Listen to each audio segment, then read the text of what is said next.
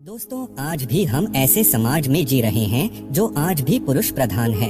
आज भी जब लड़की का जन्म होता है तो अधिकतर घरों में मायूसी छा जाती है। और मित्रों, यह और कुछ नहीं बल्कि हम मनुष्यों की अज्ञानता है। लड़की को बोझ समझते हैं, परंतु आपको जानकर हैरानी होगी कि लड़की का जन्म हर किसी के घर में नहीं होता, बल्कि उसी के घर होता है जो भाग्यशाली होते हैं और अपने पुण्य कर्म अर्जित किए होते हैं। और आज हम आपको यही बताने जा रहे हैं कि भगवान कैसे घरों को लड़की का जन्म देने के लिए चुनते हैं और वह कौन से पुण्य कर्म है जिसकी वजह से कोई भी इंसान बेटी का माँ या बाप बनता है।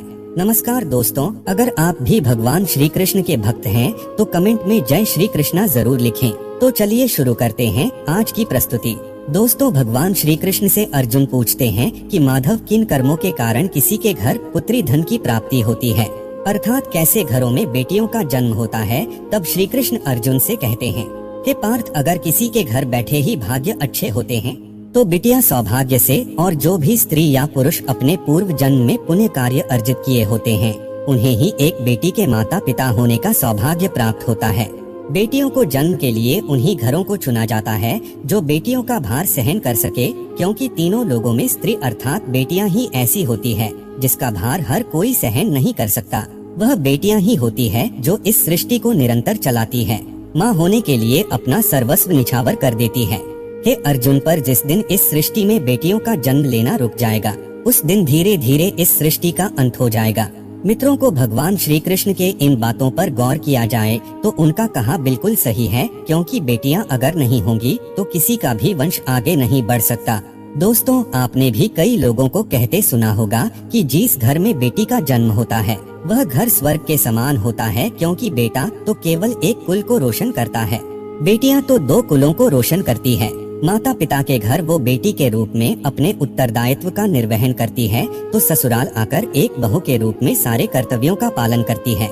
दोस्तों, आजकल आप सुनते ही हो, बेटी या बहू परिवार में किसी के मर जाने पर उसका पिंडदान नहीं कर सकती, लेकिन यह बिल्कुल भी सही नहीं है, क्योंकि रामायण में बताया गया है कि प्रभु श्री राम के पिता राजा दशरथ की मृत्यु हो गई तो माता सीता अर्थात राजा दशरथ की बहू ने ही उनका पिंडदान किया था, जिससे उन्हें जन्म मरण के चक्र से मुक्ति मिल गई थी। इतना ही नहीं, हिंदू धर्म शास्त्रों में बताया गया है कि बेटियां भी अपने पिता के नाम का पिंडदान कर सकती है। वहीं अगर ससुराल पक्ष में कोई पुरुष नहीं है तो इस स्थिति में बहू भी पिंडदान कर सकती है। इसलिए मित्रों, वह लोग बहुत किस्मत वाले होते हैं जिनके घर में बेटी जन्म लेती है, वही वह परवल किस्मत के होते हैं जिनके घर एक से ज्यादा बेटियां होती है। शायद यही कारण है कि बेटियों को लक्ष्मी कहा गया है।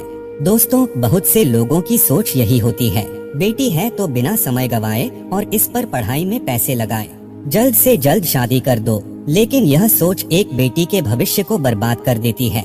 जरा सोचिए, एक बच्ची के मन में कितने सपने होते हैं, उसे कुछ करना है लेकिन यह सपने सिर्फ सपने ही रह जाते हैं। इसलिए अपनी बेटियों को सपने पूरे करने देना चाहिए, उन्हें जीवन में हर वह खुशी दे जो उन्हें मिलनी चाहिए। एक बेटे से ज्यादा एक बेटी हमेशा अपने माता पिता के लिए सोचती है। माता पिता को प्यार और अपनापन बेटी ही दिखा सकती है।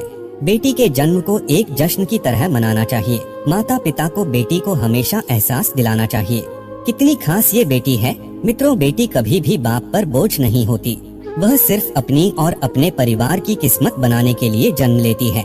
एक कथा के अनुसार दो मित्र लंबे समय के बाद एक दूसरे से मिले। एक दोस्त ने दूसरे से उसका हाल पूछा तो जवाब में उसने कहा कि मेरे हाल तो एकदम बढ़िया हैं, और हो भी क्यों ना मेरे दो बेटे जो है। तभी वह अपने दोस्त से पूछता कि तेरे घर में कितने बच्चे हैं। दोस्त खुशी के साथ बताता है कि मेरे घर में दो बेटियां हैं।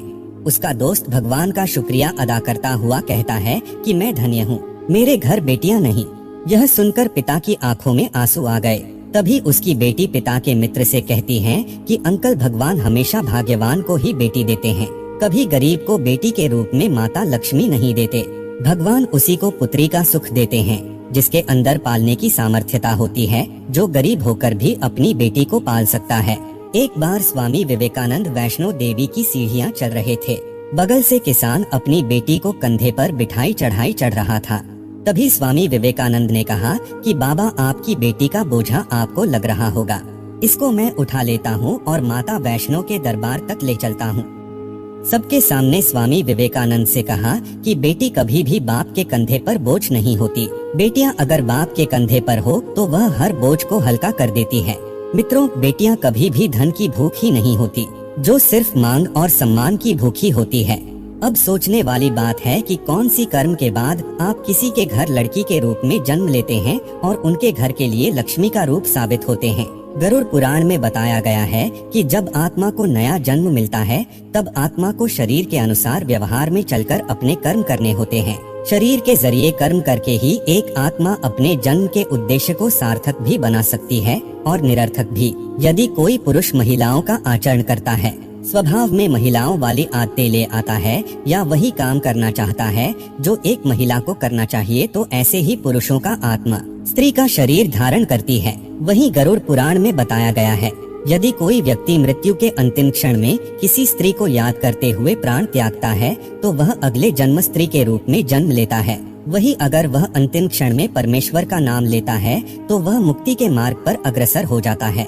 अगर यह वीडियो आपको पसंद आई हो तो लाइक और शेयर जरूर कीजिएगा। अगर आपने हमारे चैनल को सब्सक्राइब नहीं किया है तो जरूर करिए। और हाँ, वीडियो को अंत तक देखने के लिए आपका बहुत बहुत शुक्रिया।